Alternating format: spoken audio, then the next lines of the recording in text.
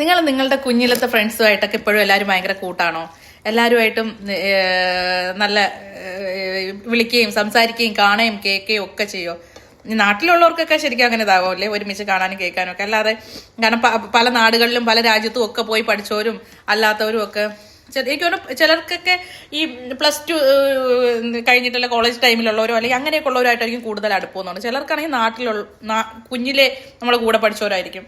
പക്ഷേ എനിക്ക് എല്ലാവരും ഒരുപോലെ കേട്ടോ. എനിക്ക് പ്രത്യേകം അത് പിന്നെ കൂടുതൽ കുറച്ചുകൂടി ചെറുതിലേ ഉള്ളത്, അത് പിന്നെ ഓഫ് കോഴ്സ് അതങ്ങനെയാണ്. പക്ഷെ എന്നാലും പിന്നെ ഗൾഫിലായിരുന്ന സമയത്താണെങ്കിൽ പിന്നെ നമ്മൾ ആകെ കുറച്ച് പേരല്ലേ ഉള്ളൂ, 6-7 മലയാളി മാത്രമേ ഉള്ളൂ ബാക്കിയൊക്കെ. അപ്പം ആ ഒരു ഇതിൻ്റെ കൊണ്ട് ഇത്. പക്ഷെ എനിക്ക് അവരോട്ടൊന്നും അത്ര ഇതുപോലെയൊക്കെ മമ്മി പറയുമ്പോൾ മാത്രം, മമ്മി നാട്ടിൽ നിന്ന് വരുമ്പോൾ ഓരോരുത്തരെയും കാര്യങ്ങളൊക്കെ പറയുകയും അവരുടെ അനിയത്തിമാരൊക്കെ എൻ്റെ അനിയത്തിമാരോട് പഠിച്ചതും എന്നൊക്കെ ഉള്ളത് കൊണ്ട് ഇങ്ങനെ പറയുമ്പോൾ വിശേഷങ്ങൾ അറിയണേ എന്നുള്ളതേ ഉള്ളൂ. പക്ഷെ എനിക്ക് ഇങ്ങനെ അതൊക്കെ ആലോചിക്കുമ്പോൾ ഭയങ്കര എന്തോ ഒരു അല്ലാത്തൊരു കുളിര് കോറില്ല. ഇപ്പം കഴിഞ്ഞ ദിവസം ഞാൻ ലൈവിൽ വന്നപ്പോഴും എൻ്റെ കൂടെ 1 ക്ലാസ് തൊട്ട് 4 ക്ലാസ് വരെ പഠിച്ച ജെസ്സി എന്ന് പറയണം, എൻ്റെ വീടിൻ്റെ അടുത്തുള്ളതാണ് നാട്ടില്. പുള്ളിക്കാരി എനിക്ക് മെസ്സേജ് ചെയ്തി, എന്നെ അറിയോടി, ഞാൻ ജെസ്സി ആണ്ടി, നമ്മൾ ഒരുമിച്ച് സ്കൂളിൽ പോയി. അപ്പൊ എൻ്റെ കൂടെ ജെസ്സി എന്ന് പറഞ്ഞിട്ടുള്ളത് വേറെ ജെസ്സി ഉണ്ടായിരുന്നെങ്കിലും വേറെ 2-3 ജെസ്സി ഉണ്ടായിരുന്നു, പിന്നെ ഹൈസ്കൂളിലും ഉണ്ടായിരുന്നു. പക്ഷെ കുഞ്ഞിലെ പഠിച്ചതിലുള്ളത് കാരണം അവൾക്ക് 6 വിരലുണ്ട്, ഒരു വിരല് തള്ള വിരൽ, ഇങ്ങനെ ഒരു വിരലും കൂടി ഉണ്ട്. അപ്പോൾ അത് ഞാൻ അപ്പോൾ ചോദിച്ചു, എടി 6 വിരലുള്ള ജെസ്സി ആണോ എന്ന് ചോദിച്ച് അവൾക്ക് ഭയങ്കരമായിട്ട് സർപ്രൈസ്. നമ്മൾ നിനക്ക് എന്തൊരു മെമ്മറിയാണ്, കാരണം ഇത്രയും ആൾക്കാർ, ഇത്രയും സ്ഥലങ്ങളിൽ ഇത്രയും ആൾക്കാരൊക്കെ നമ്മളിവിടെ പഠിച്ചു. കാരണം ഞാൻ കുഞ്ഞിൽ സ്കൂളിൽ പഠിക്കുമ്പോൾ ഇതുപോലെ ഇപ്പോൾ ഗൾഫിൽ സിസ്റ്റം അല്ലല്ലോ, എൻ്റെ ക്ലാസ്സിൽ ഒരു ക്ലാസ്സിൽ 60 പേരുണ്ടാവും. അങ്ങനെ ABCDEFGH അങ്ങനെ കുറേ ഇത്രയും ഡിവിഷനും ഇല്ലേ. എനിക്ക് ഇത്രയും പേരും എൻ്റെ ഫ്രണ്ട്സ് ആയിരിക്കും, എല്ലാ ഡിവിഷനിലുള്ള എല്ലാവരും എൻ്റെ ഫ്രണ്ട്സാണ്.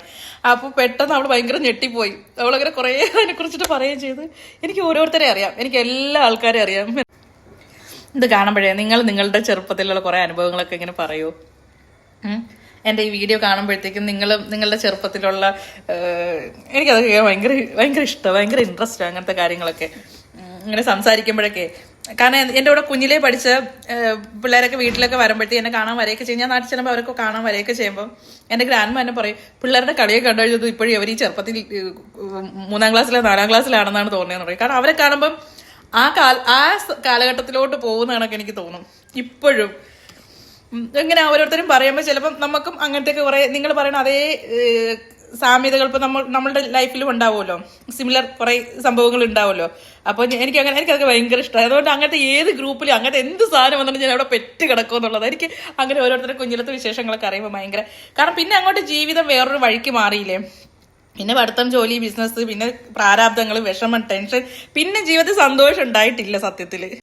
ഏകദേശം എനിക്ക് 80-90 ഒരേ അനുഭവങ്ങളായിരിക്കാം അല്ലേ. 80 അല്ല, ഒരു 85-ഉം ഒരു 95-ന്റെ ഇടയിലുള്ളവർക്ക് അത്യാവശ്യം എല്ലാം ഒരേ സെയിം അനുഭവങ്ങളായിരിക്കത്തില്ലേ. എന്നാലും 80-90 ഓക്കെ, 80-95 വരെ ഓക്കെ, അല്ലെങ്കിൽ 85-95 എല്ലാവർക്കും ഏകദേശം പറയാനുള്ള അനുഭവങ്ങളൊക്കെ ഒരേപോലെ ആയിരിക്കും. ഇപ്പോഴത്തുള്ള ആൾക്കാരുടെ, ഇപ്പോഴുള്ള കൊച്ചുങ്ങളുടേന്നും അല്ലെങ്കിൽ ജെൻസി പിള്ളേരുടേന്നും അവരൊക്കെ ചിലപ്പോൾ നമ്മളൊക്കെ പറയുമ്പോഴത്തേക്കും ചിലപ്പോൾ ഇങ്ങനെയൊക്കെ ആയിരുന്നോ അങ്ങനെയൊക്കെ ആയിരുന്നോ എന്ന് ചിലപ്പോൾ ചിന്തിക്കുക ഇതാക്കി. പക്ഷെ എല്ലാവരും ഭയങ്കര ബോണ്ടിങ് ആയിരുന്നു.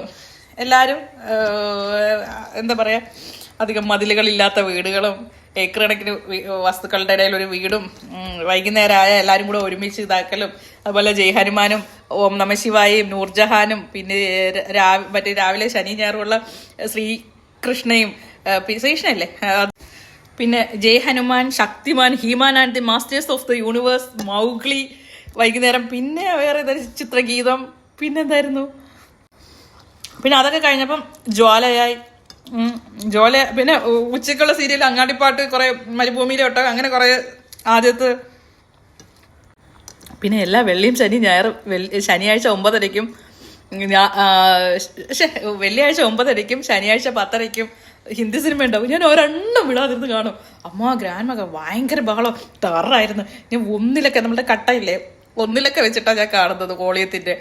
ചിലപ്പോൾ ലിപ് മൊമെന്റ് വെച്ചിട്ട് ഇതാക്കാം. ഞാൻ ഹിന്ദിയാ, ഞാൻ ഏറ്റവും കൂടുതൽ നന്നായിട്ട് എൻ്റെ ക്ലാസ്സിൽ 8-ലും 9-ലും 10-ലൊക്കെ ഞാൻ നന്നായിട്ട് ഹിന്ദി സംസാരിക്കും. എനിക്ക് അത്യാവശ്യം നന്നായിട്ട് അറിയായിരുന്നു, കാരണം സിനിമ കണ്ട് പഠിച്ചതായിരുന്നു.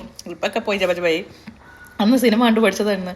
പിന്നെ ഹിന്ദി സീരിയൽ, ഹിന്ദി ഇത് കാരണം ദൂരദർശനിൽ അതല്ലേ ഉള്ളൂ, വേറെ മാർഗ്ഗം ഇല്ലല്ലോ. പക്ഷെ അത് പിന്നെ ഇതായി. പിന്നെ black and white film, Adoor Bhasi, പിന്നെ സംഭവങ്ങൾ, പിന്നെ ഒരു എയ്ഡ്സിന്റെ ഒരു സംഭവം ഇതൊക്കെ വരുന്നല്ലോ.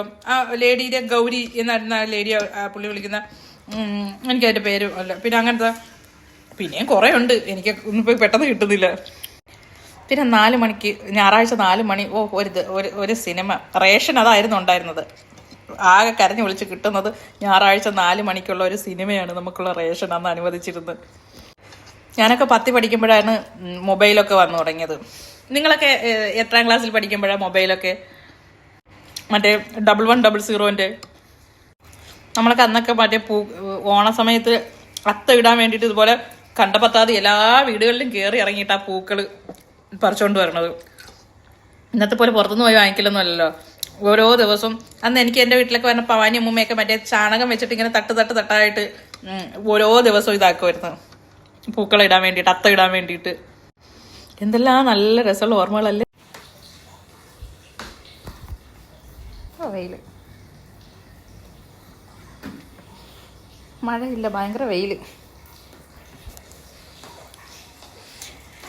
അങ്ങനെ ജീവിതം സാധാരണ ഗതിയിലോട്ടെന്നൊന്നും പറയാൻ ആയിട്ടില്ല കേട്ടോ. എന്നാൽ ഈ എണ്ണയുടെ സ്മെല്ലിൽ നിന്നൊക്കെ അതുപോലെ അന്നിട്ട ഡ്രസ്സൊക്കെ അതേപോലെ തന്നെ ആ സ്മെല്ല് അങ്ങോട്ട് മാറുന്നില്ല, എത്ര ഇതാക്കിയിട്ട് പോലും. സമയം 4-5 മണിയൊക്കെ ആയി. ഉച്ചയ്ക്ക് തന്നെ ഫുഡ് കഴിച്ചിട്ടില്ല. ഇന്നെന്താ ഫുഡ് നോക്കാം. എൻ്റെ പൊന്നൂട്ടി ഉണ്ടാക്കിയ പൊന്നൂട്ടി മാത്രമല്ല, ഇപ്പം ഞാനും കൂടി കുറച്ച് ഹെൽപ്പ് ചെയ്യാനൊക്കെ തുടങ്ങി. അതിനനുസരിച്ച് ബാക്ക് പെയിനും തുടങ്ങി. ഹെൽപ്പ് ചെയ്യാൻ കയറുമ്പോഴത്തേക്കും പക്ഷെ അവൾ സമ്മതിക്കത്തില്ല. പക്ഷെ എനിക്കാണെങ്കിൽ ഒറ്റയ്ക്ക് അങ്ങനെ ഇതാക്കാൻ പറ്റില്ലല്ലോ, ഭയങ്കര ഹെയർ ഫോൾ കാരണേ. അപ്പോൾ ഞാൻ പൊന്നൂനോട് പറഞ്ഞു, അപ്പോൾ ഞാൻ ചൂടുവെള്ളത്തിലായതുകൊണ്ട് എനിക്ക് പറ്റില്ല. അപ്പോൾ പൊന്നൂനോട് ഞാൻ പറഞ്ഞു വാട്ടർ പ്യൂരിഫയറിന് വെള്ളം എടുത്തിട്ട് തല നനയ്ക്കാൻ പറഞ്ഞു. പൊന്നൂൻ്റെ മുടി മുഴുവൻ പോയി. ചോറ്, ഇത് നല്ല ചോറ്.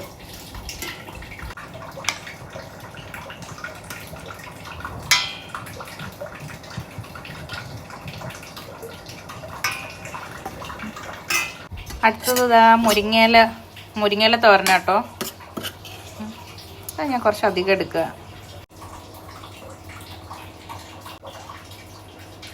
എനിക്ക് ഭയങ്കര ഇഷ്ടമാണ് മുരിങ്ങയില തോരൻ. അത് കഴിഞ്ഞിട്ട് ചീരത്തോരൻ, ചുമന്ന ചീരയില്ലേ, അത് ഉപ്പേരി ആക്കിയതാണ്. ഇപ്പോൾ തേങ്ങ ബാക്കി വന്നപ്പോൾ നമ്മൾ അതും കൂടി എടുത്ത് തോരനാക്കി. ചീരത്തോരൻ. ഇതേ ഞണ്ട് കറിയുടെ മസാലയാണ്, നല്ല ടേസ്റ്റി മസാലയാണ്. അപ്പം അതും ഒരു സൈഡിലോട്ട് വെച്ചു. അമരപ്പയർ ഉപ്പേരിയാണ് ഇന്ന്. ഇത് മാത്രം മതി എന്ന് വിചാരിച്ചത്, അമരപ്പയർ ഉപ്പേരി മാത്രം മതി എന്ന് വെച്ചപ്പോഴാണ് പിന്നെ മുരിങ്ങയില കണ്ട്, ചീര കണ്ട്, എന്നാൽ പിന്നെ എല്ലാം ആക്കി. അതും വെച്ചൊരു സൈഡിൽ. ഇത് നാടൻ ചിക്കൻ കറി ഉണ്ടാക്കിയതിൻ്റെ ബാക്കി 2 പീസ് ചിക്കനും ഒരു ലേശം കറി. ഈ ലാസ്റ്റത്തെ കറി അടിപൊളി. എനിക്ക് ഇതിൽ ചോറിട്ട് തിന്നാൽ മതി. ഇത് പൊന്നൂന് വെച്ചിരിക്കുക, ഞാൻ എടുക്കുന്നില്ല. അപ്പോൾ ചിക്കൻ കറിക്ക് പകരം ഞാൻ എന്താ മീൻ മുളകിട്ടത്, നല്ല മത്തി മുളകിട്ടത്, ഞാൻ മത്തി മുളകിട്ടതാണ് എടുക്കുന്നത്. ലേശം കറി. ഇനി ഞാൻ എവിടെ നിന്ന് ചോറ് കഴിച്ചു തുടങ്ങും. പിന്നെ പ്രോൺസ് ഫ്രൈയിൽ നിന്ന് ഒരു പീസ് അതും എടുത്ത്. പൊന്നൂന് ഇത് ഭയങ്കര ഇഷ്ടമാണ്, അതുകൊണ്ട് ബാക്കി പൊന്നൂന് മാറ്റി വെച്ചു. പിന്നെ പ്രോൺസ് തേങ്ങ അരച്ച പാൽക്കറി. അപ്പം അതിൽ നിന്നും ഒരു ഇച്ചിരി ലേശം കുറച്ച്. ഓക്കെ, ഇതാണ് ഇന്നത്തെ ഉച്ചക്കലത്തെ ലഞ്ച്. എനിക്ക് ഏറ്റവും കൂടുതൽ ഇഷ്ടം ഹോംലി ഫുഡാണ്. വീട്ടിലുണ്ടാക്കുന്ന ഫുഡില്ലേ, എവിടെ പോയാലും ഞാൻ അത് കിട്ടുമെന്നാണ് ഞാൻ നോക്കുക. ചമ്മന്തി ചോറാണെങ്കിൽ ശരി, എനിക്ക് അതിനോടുള്ള ഇഷ്ടത്തിൻ്റെ അത്രയും വേറെ ഒന്നിനോടും എനിക്കിഷ്ടമല്ല. മത്തി മുളകിട്ടത് എന്നാ ടേസ്റ്റാണെന്നറിയോ, പൊളി ടേസ്റ്റ്. ശരിക്കും കറികൾ കൂട്ടാൻ ചോറ് എന്ന രീതിയിലല്ലേ. അത് ട്രിവാൻഡ്രത്ത് എല്ലാ സ്ഥലത്തും ഇങ്ങനെയാണോ എന്ന് അറിയത്തില്ല. എൻ്റെ വീട്ടിൽ ഇങ്ങനെയാണ്. അതിപ്പോൾ ഗ്രാൻഡ്മ ആണെങ്കിലും മമ്മി ആണെങ്കിലും ഒക്കെ ഇതുപോലെയാണ്. ഒരു 5-6 ഐറ്റം കറി ഉണ്ടാക്കും. അത് പൊന്നു പറയും എന്തുണ്ടാക്കും എന്ന് വിചാരിക്കും, പക്ഷെ കഴിക്കാതിരിക്കുമ്പോൾ ഒരു 6-7 കൂട്ടം കറി ഉണ്ടാവുമെന്ന്. പക്ഷെ നമ്മളതങ്ങ് ശീലമായി കഴിഞ്ഞാൽ അതൊന്നും വലിയൊരു പണിയല്ല. എന്നെ സംബന്ധിച്ചതൊന്നും വലിയ പണിയല്ല. ആ കാര്യത്തിൽ ഒരാൾക്കും തർക്കമില്ല. എൻ്റെ ഫ്ലാറ്റിലോ എൻ്റെ വീട്ടിലോ വന്നു കഴിഞ്ഞു കഴിഞ്ഞാൽ ഭക്ഷണത്തിൻ്റെ കാര്യത്തിൽ ഒരു 4-5 കൂട്ടം മിനിമം. പിന്നെ മീൻകറി മീൻ പൊരിച്ചതും ഡെയിലി ഉണ്ടാവും. കപ്പ ഉണ്ടാവും കേട്ടോ. എൻ്റെ നാട്ടിൽ എൻ്റെ വീട്ടിൽ മീൻകറി മീൻ പൊരിച്ചതും കപ്പ ഉണ്ടാവും. അതിൻ്റെ കൂടെ ഇതേപോലെ 2-3 കൂട്ടം പച്ചക്കറി മസ്റ്റായിരിക്കും.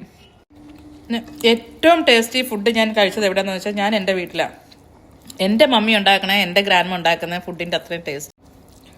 അതൊരു ചമ്മന്തിയും ഉണക്കമീൻ പൊരിച്ചതും ഒരു പപ്പടവും ഇച്ചിരി അച്ചാറും ചോറും ആണെങ്കിൽ പോലും ഉണ്ടല്ലോ, ആ ടേസ്റ്റ് ഞാൻ ഈ ലോകത്ത് ഒരു 5 സ്റ്റാർ 7 സ്റ്റാർ ഹോട്ടലിൽ നിന്ന് ഞാൻ കഴിച്ചിട്ടില്ല.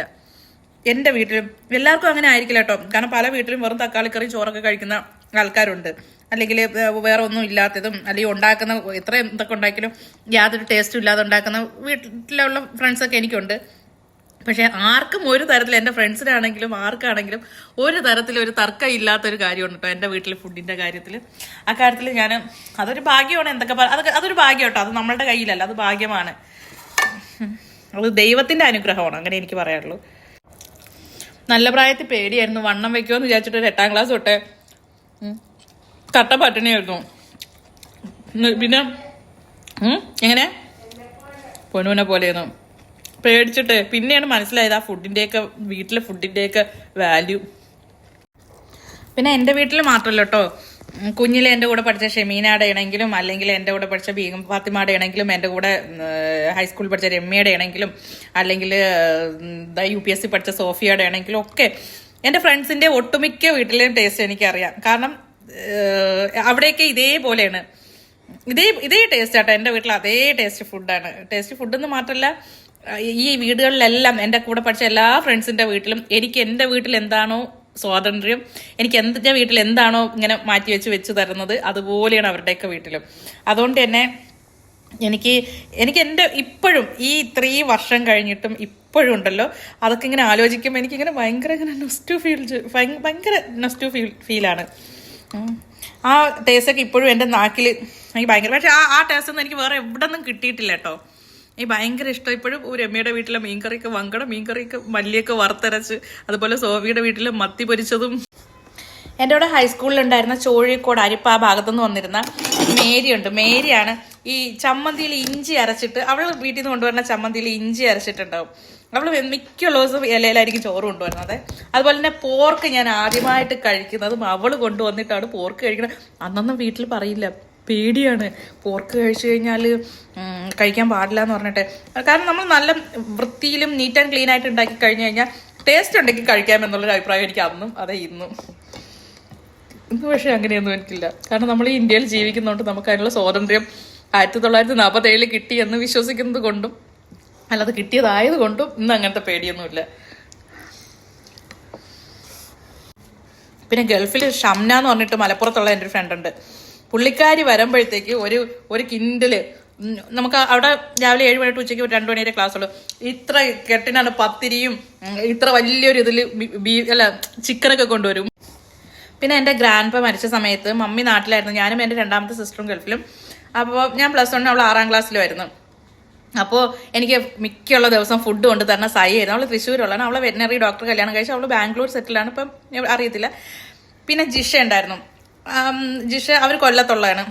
അപ്പം ഈ സായി ആയിരുന്നു എനിക്ക് മിക്കുള്ള ദിവസം അവൾക്ക് എന്താണോ കൊണ്ടുവരണം അതേപോലെ പിന്നെ അമ്മ എനിക്കും കൂടി കൊടുത്തു വിടും. അവൾ അമ്മേനെയും മമ്മിയെ ഡാഡിയെ ഞാനും അങ്ങനെ തന്നെയെന്ന് വിളിക്കുന്നത്. അതുപോലെ തന്നെ ജിഷയുടെ പപ്പനെ അമ്മേനെയും ഞാൻ അതുപോലെ തന്നെ വിളിക്കണം. അതെല്ലാ സ്ഥലത്തും അങ്ങനെ തന്നെ കേട്ടോ. അപ്പം എനിക്ക് അതേപോലെ ഇഡ്ഡലി സാമ്പാർ മിക്കുള്ള ദിവസം ഉണ്ടാവും. എനിക്ക് ഇഡ്ഡലിനോട് ടേസ്റ്റ് കൂടിയത് അങ്ങനെയാണ്. മമ്മി വരണത് വരെ ഡാഡി നന്നായിട്ട് ഫുഡ് ഉണ്ടാക്കും. പക്ഷെ അതിലുപരി എനിക്ക് നമ്മൾ രാവിലെ എനിക്ക് ബ്രേക്ക്ഫാസ്റ്റ് കഴിക്കുന്ന ഒരു ശീലം പൊതുവേ ഇല്ല.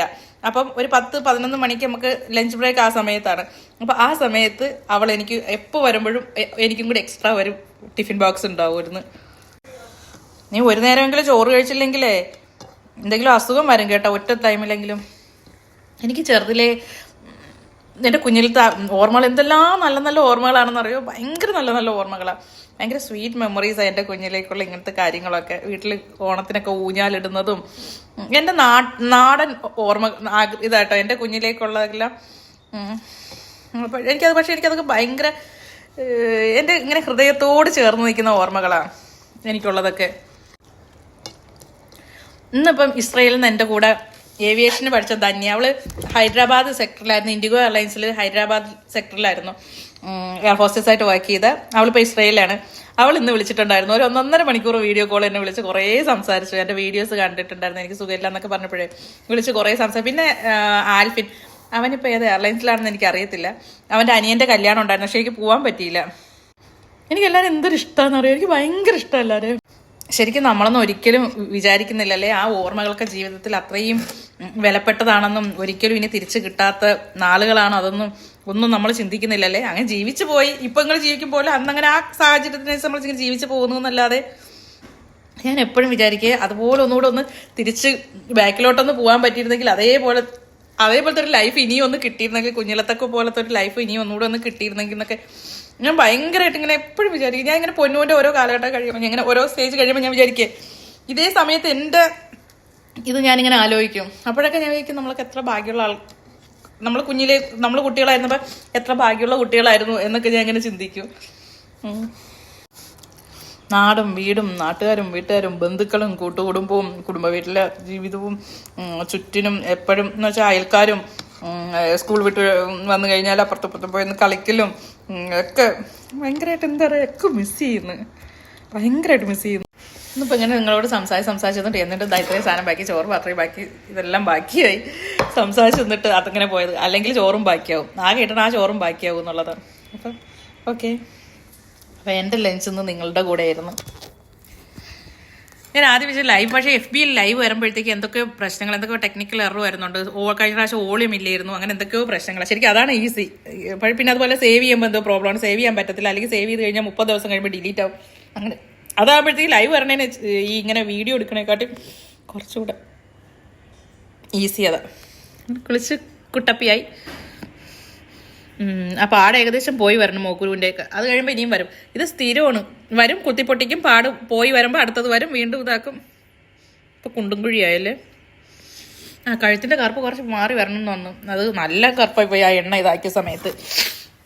അങ്ങനെ അപ്പോൾ have a nice day, take care, by.